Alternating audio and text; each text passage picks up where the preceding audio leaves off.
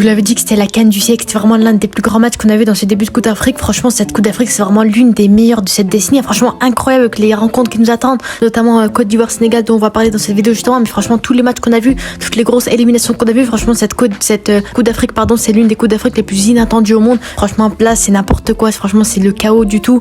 On a vu que franchement, les anciens gagnants de la Coupe d'Afrique se font éliminer en 8e de finale de la Coupe d'Afrique par une équipe qui s'était pris 4-0 face à la Guinée équatoriale en phase de poule. Je pense que c'est vraiment n'importe quoi. Donc si la vidéo vous intéresse ou si la Coupe d'Afrique vous intéresse en général, n'hésitez pas à vous abonner et à liker. Et ce, du comme d'habitude, bonne vidéo à tous. Donc bien sûr, aujourd'hui, on va s'intéresser à l'avant-match, au débrief, opposant la Côte d'Ivoire au Sénégal. C'était vraiment n'importe quoi. Gros match qui nous a attendu, qu'on a vu franchement, qui s'est terminé notamment au tir au but avec la défaite malheureusement du Sénégal 5-4 au tir au but, qui sont malheureusement inclinés. C'était très compliqué pour eux. On a vu que le Sénégal était vu comme étant l'une des équipes les plus favorites pour cette Coupe d'Afrique. Et là, ils tombent comme ça face à la Côte d'Ivoire à domicile de la Côte d'Ivoire. Franchement, très compliqué pour eux. Et franchement, d'un côté, ça a été un très gros match aussi. Bon, si on peut voir un petit peu les stats, on peut voir que quand même la Côte d'Ivoire a clairement dominé avec 57% de possession, avec plus de tirs cadrés, moins de tirs essayés quand même. Mais quand même, on a vu que la Côte d'Ivoire avait une légère domination, notamment la deuxième mi-temps, où franchement, c'était un peu meilleur. On a vu que la Côte d'Ivoire avait beaucoup plus d'occasions que le Sénégal notamment. Mais avant, on va revenir un peu sur les compositions, on va voir un peu les joueurs, les performances des joueurs, etc. En général, on s'intéresse vraiment au Sénégal. Et pour moi, franchement, cette équipe du Sénégal, je vais pas vous le cacher, que globalement, on m'a un peu déçu quand même.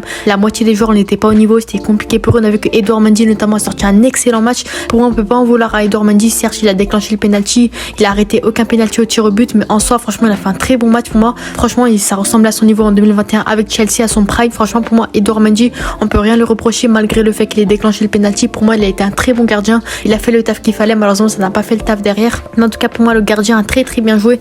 Malheureusement, derrière, il a déclenché le penalty en toute fin de match. Il a arrêté aucun penalty à la séance de tir au but. Très compliqué, mais le reste, il a fait les arrêts qu'il fallait, les arrêts décisifs. En défense, pour moi, Kalidou Koulibaly, malheureusement, ça a été un peu compliqué pour lui. Certes, au début, il a été assez intéressant parce qu'on a vu que physiquement, il était bien meilleur que les attaquants ivoiriens. C'est pour ça qu'il a été très imposant et très intéressant. Mais globalement, ça a été compliqué pour lui. Il perd beaucoup de ballons, tout comme Abdou Diallo, c'était un peu compliqué pour lui. Et Moussa Niakité, on a vu que la défense était un peu fébrile, même si quand même, elle a réussi à tenir face à une attaque quand même qui était assez agressive. On a vu avec Nicolas Pepe, avec Crasso, avec pas mal de joueurs qui étaient quand même assez intéressants et à la fois décevantes aussi. Mais en tout cas, la défense du Sénégal m'a un peu déçu quand même. Je vais pas vous le cacher par rapport à ce qu'on attendait, par rapport à ce qu'on entendait d'eux. Un seul but encaissé dans la compétition, nanana, la meilleure défense de la compétition. C'était un peu compliqué pour eux ce soir-là. Malheureusement, j'étais quand même assez déçu. Au milieu de terrain, on a vu que c'était un peu faible aussi, malgré le fait que Pape Gueye a été forfait, a été blessé, n'a pas pu jouer ce match-là. C'est très compliqué pour eux. Lamine Camara, malheureusement, ce soir, c'était un peu compliqué pour lui. Il n'était pas à la hauteur, un peu stressant. On a vu que franchement, Seko Fofana et le milieu de terrain de la Côte d'Ivoire étaient très agressifs. On a vu que Lamine Camara ne pouvait pas illustrer son football à son prime, justement. C'est très compliqué pour lui.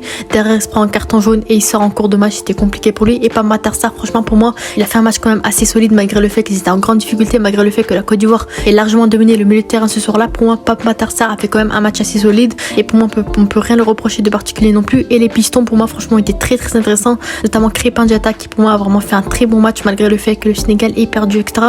Pour moi, Crépin Diatta a fait une bonne performance ce soir-là. Il a été assez offensif. Et pour moi, franchement, Crépin Diatta, on peut rien le reprocher de particulier. Il a été bon défensivement, offensivement. Il a offert de bons ballons. Certes, des fois, il perdait des ballons. C'était un peu compliqué. Mais on a vu qu'en tant que piston, franchement, c'est pas son vrai poste de base. Pour moi, franchement, Crépin Diatta a offert une bonne partie. Tout comme Ismail Jacobs, qui a été aussi intéressant sur le côté gauche là. Franchement, il a offert de bons ballons. Il a récupéré quelques ballons. Il était présent défensivement, offensivement. Pour moi, les pistons étaient très intéressants par rapport au milieu de terrain qui était un peu compliqué, un peu en difficulté. Mise par exemple Lamine Camara. Mais Pape Matar Sarr, pour moi, franchement, il a fait un match assez correct. Et l'attaque, c'est là que franchement, là, il y a eu du flou. C'était assez compliqué. On a vu que Habib Diallo et Sadio Mané, certes, en début de match, à la 3e minute ou 4e minute, ils réussissent à marquer ce but-là. Sadio Mané, qui est acteur justement de cette action qui était très intéressante. Sur le reste du match, pour Sadio Mané, c'était assez compliqué. Il n'est pas du tout sorti du match. Franchement, beaucoup d'actions ratées, beaucoup de pertes de balles, des mauvaises actions, etc., des mauvaises contre-attaques, des choses qui étaient vraiment pas bonnes. Pour moi, Sadio Mané, il m'a beaucoup déçu dans ce match-là. Pour moi, il aurait pu beaucoup plus apporter au Sénégal par rapport à ce qu'on aurait pu voir et ce qu'on aurait pu attendre de sa part, justement. Pour moi, franchement, mis à part le premier but dont il a été l'acteur, dont il a été le passeur décisif, etc.,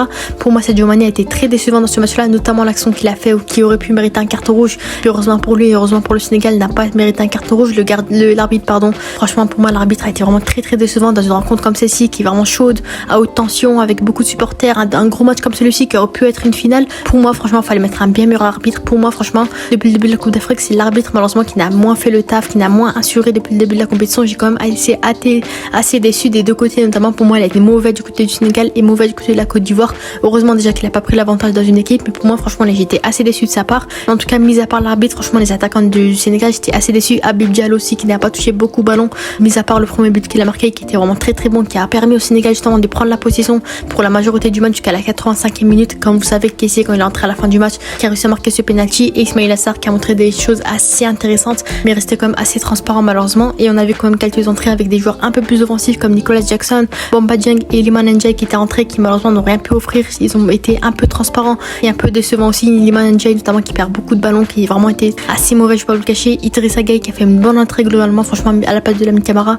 qui pour moi aurait pu être titulaire, qui aurait pu apporter plus de choses. Malheureusement, il n'a pas pu jouer beaucoup de minutes. Mais pour moi, Idrissa Gueye a quand même fait une assez bonne entrée. Et je voulais parler de la Côte d'Ivoire, bien sûr, de la composition de la Côte d'Ivoire, qui franchement, pour moi, le sélectionneur de la Côte d'Ivoire, il a été bien meilleur que Jean-Luc Gasset. Pour moi, Faye, franchement, il était vraiment très très impressionnant, avec un très bon coaching, notamment de très bonnes rentrées, des très bons changements aux minutes qu'il fallait, des joueurs titularisés dès le début du match. On a vu qu'il a pris de grandes responsabilités justement en faisant pas titulariser des Franck Kessié ou des Haller par exemple, qui auraient pu mériter une titularisation par exemple. Mais pour moi, franchement, il y a des choix qu'il fallait faire et franchement très très intéressant, notamment la titularisation de Koussounou et de Siri qui aurait pu être vraiment très très intéressant. Pour moi, Siri aurait mérité d'être homme du match justement. Il a vraiment été impressionnant. On a vu qu'à la place de Kessié, il a vraiment fait beaucoup de choses défensivement, notamment juste devant la défense. Vraiment, il était très impressionnant, récupéré beaucoup de ballons. Donc, franchement, pour moi, Siri a fait vraiment un excellent match. Koussounou justement aussi, qui a aussi fait un très très bon match aussi, qui franchement, j'ai beaucoup été surprise de sa part, parce que voilà, d'habitude, il avait l'habitude de mettre Ousmane Diomandé, Wilfried Boli, pas mal de joueurs comme ceci, mais Koussounou, pour la première fois, les titularisés dans cette Coupe d'Afrique. Pour moi, Siri et Koussounou, ça a été les hommes majeurs de cette, justement, de ce match-là, de ce maintien de la Côte d'Ivoire, justement. Et pour moi, je suis vraiment été assez content de leur performance. Pour moi, ils mériteraient largement d'être dans ce 11 de la Côte d'Ivoire pour la suite de la compétition. Et pour le reste, Serge Aurier, j'étais quand même assez déçu. On a vu, comme d'habitude, depuis le début de la compétition, assez déçu des performances. Franchement, Aurier, pour moi, Aurier aurait pas mérité cette titularisation. Il fallait mettre Singo à la place, parce que pour moi, on l'a vu clairement depuis le début de la compétition. Aurier, malheureusement, il a passé son temps avec la Côte d'Ivoire. Il a plus vraiment l'âge, il a plus vraiment les compétences. Il est assez neutre, il offre rien de particulier. Il perd des ballons, il fait des centres pas très beaux à voir. Franchement, pour moi, Aurier, j'étais assez déçu. Mis à part la fin de match qui était quand même assez intéressante. On l'a vu dans les prolongations, on a offert de beaux centres, des belles occasions de tir, mais malheureusement, ça n'a pas fait le taf qu'il fallait. J'étais quand même assez déçu de sa performance, mais heureusement que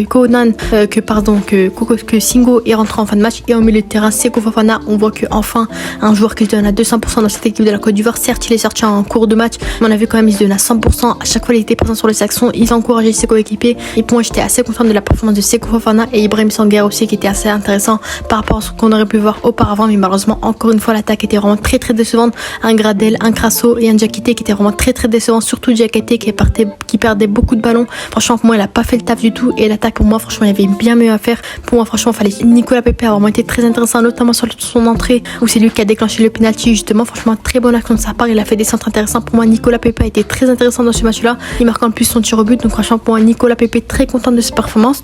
Kwame qui est rentré aussi, mais pour moi, j'étais quand même un peu déçu de sa performance. Il n'a pas été très intéressant non plus, assez décevant pour la part. Et Sébastien Haller qui a fait un très bon pressing en rentrant. Pour moi, très très bon joueur. Et derrière, j'étais quand même assez déçu de l'entrée de Simon Ndingra qui aurait pu offrir bien meilleur. Pour moi, il a perdu beaucoup trop de ballons. Un peu compliqué pour lui. On l'a vu, franchement, il s'est pas bien adapté dans cette équipe de la Côte d'Ivoire, dans la Coupe d'Afrique tout simplement. Et voilà, Adingra, j'ai quand même été assez déçu. Il perd beaucoup de ballons, des occasions de but, voilà, un peu raté, un peu manqué, on va pas se le cacher. Et Franck Kessié qui est aussi rentré, qui a beaucoup offert dans ce 11 là. On a vu que depuis le début de la compétition, il est titularisé, il a perdu beaucoup de ballons, il était pas très intéressant, mais là franchement dans son entrée, il a marqué le penalty du match nul justement, de l'égalisation, et derrière il a fait un très bon match, il récupère des ballons. Franchement pour moi, Franck Kessié a fait une bonne entrée, et franchement pour moi ce match était vraiment très très intéressant à voir. On a vu clairement que la Côte d'Ivoire dominait ce match là. Le Sénégal tentait de défendre et faire des contre-attaques, notamment avec un très bon Edouard Mendy dans les cages, et voilà, malheureusement ça n'a pas fait le taf. Derrière soit nos prolongations avec beaucoup d'occasions ratées, notamment celle de Sadio Mané avec un super arrêt de Yahya Fofana. Malheureusement ça n'a pas fait le taf. Ils sont allés au tir au but, un tir manqué justement des Sénégalais, et c'est ce qui a fait que la Côte d'Ivoire a réussi à se qualifier. Ils reviennent de très très loin avec un coach. Franchement, il jouait avec un intérimaire en tant que coach, et franchement il a largement fait le taf. Moi, il était bien meilleur que Jean-Luc Gasset, je pense, et j'espère pour eux qu'ils iront loin dans cette compétition, parce qu'au point d'éliminer la Côte d'Ivoire, franchement ça mérite d'aller très très loin. Franchement, c'est une faveur, franchement c'est un beau cadeau pour leurs supporters. Quand on a vu l'élimination et l'humiliation que c'était pris contre la Guinée équatoriale, c'est une bonne remontée. Ils reviennent de très très loin, et j'espère pour la suite de la compétition qu'ils seront très loin. Malheureusement pour le Sénégal, je suis très dégoûtée pour eux, parce que je suis assez déçue de sortir en 8e de finale alors qu'ils ont réussi à gagner la dernière Coupe d'Afrique. Franchement, j'étais assez déçue. Ils avaient un très bon effectif, une très bonne composition. Malheureusement, le coaching n'a pas pu faire le taf. Les joueurs en général n'ont pas pu faire le taf, faisant entrer que des joueurs offensifs. Malheureusement, assez décevant aussi. Mais voilà, victoire de la Côte d'Ivoire. N'hésitez pas à vous abonner et à liker. On se dit à la prochaine. Ciao.